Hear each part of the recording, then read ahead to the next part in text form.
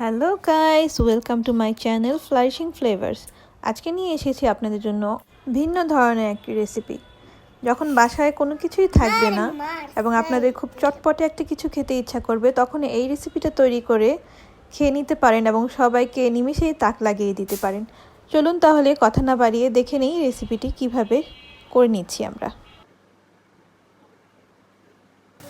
এখানে প্রথমেই তেলের মধ্যে 2 কাপ পেঁয়াজ দিয়ে দিয়েছিলাম। পেঁয়াজটা ভালো মতো যখন নাকি লাল লাল হয়ে আসবে তখন সামান্য পানি দিয়ে 1 চামচ হলুদ গুঁড়া 1 চামচ মরিচ গুঁড়া দিয়ে দিয়েছি এবং ভালোভাবে নেড়ে চেড়ে নিচ্ছি। এবং আমি এখানে একটা টমেটো কুচি করে পেঁয়াজটার সাথে দিয়ে নিয়েছিলাম।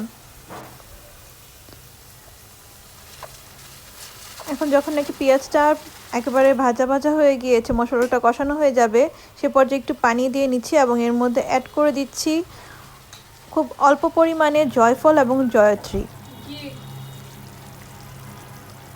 এবং এর পর্যায়ে মশলাটা যখন নাকি কষানো হয়ে গিয়েছে, সামান্য একটু পানি অ্যাড করে এর মধ্যে একে একে 4টা ডিম ছেড়ে দিচ্ছি। পানিটা দেওয়ার কারণ হলো, পানিটা দিয়ে আমরা যখন নাকি একটু ঢেকে দিব তখন ওটার ভাপে সুন্দর মতো ডিমটা হয়ে যাবে। আর পানিটা যদি না দিতাম তাহলে ডিমটা নিচ দিয়ে পুড়ে যেত, যার কারণে টেস্টটা খুব একটা ভালো আসে না। তো এখন অ্যাড করে দিয়েছি মাঝখানে 4টা থেকে 5টা কাঁচামরিচ। আপনারা চাইলে এটা লম্বা করে ফালি করে মাঝখান দিয়ে দিতে পারেন যদি অতিরিক্ত ঝাল কেউ খেয়ে থাকেন। আমি জাস্ট ডেকোরেশন পারপাসে দিয়েছি, যার কারণে আমি ফালি করে নিইনি। তো এখন এটাকে একটু ঢেকে দিতে হবে। কিন্তু ঢেকে দেওয়ার আগে টমেটোগুলা এভাবে পাতলা পাতলা করে স্লাইস করে ডিমের উপরে দিয়ে নিব। কেউ যদি টমেটোর এক্সট্রা ফ্লেভার পছন্দ না করেন তাহলে এটা স্কিপ করে যেতে পারেন। আমার কাছে টমেটোটা ভালো লাগে, যার কারণে আমি এভাবে টমেটোটা স্লাইস করে দিয়ে নিয়েছি।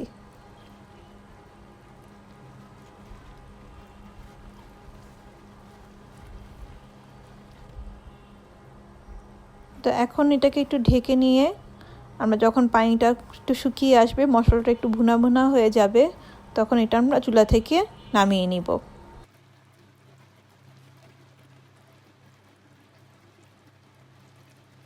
আমার কাছে এখানে মশলাটা টেস্ট করে একটু লবণটা কম মনে হয়েছে, যার কারণে আমি লাস্টে নামানোর আগে একটু লবণ স্প্রিঙ্কেল করে পুরো ডিমটার উপরে দিব।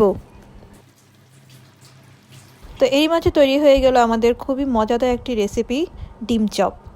আপনারা কে কী বলে থাকেন এটাকে এবং কে কীভাবে তৈরি করে থাকেন অবশ্যই শেয়ার করবেন আমার সাথে এবং কমেন্ট করে জানাবেন। তো আপনাদের যদি রেসিপিটি ভালো লেগে থাকে তাহলে অবশ্যই লাইক, শেয়ার অ্যান্ড সাবস্ক্রাইব করে আমার পাশে থাকবেন। তো আজকের মতো এখানেই বিদায় নিচ্ছি। টিল দেন সবাই ভালো থাকবেন। আল্লাহ হাফেজ।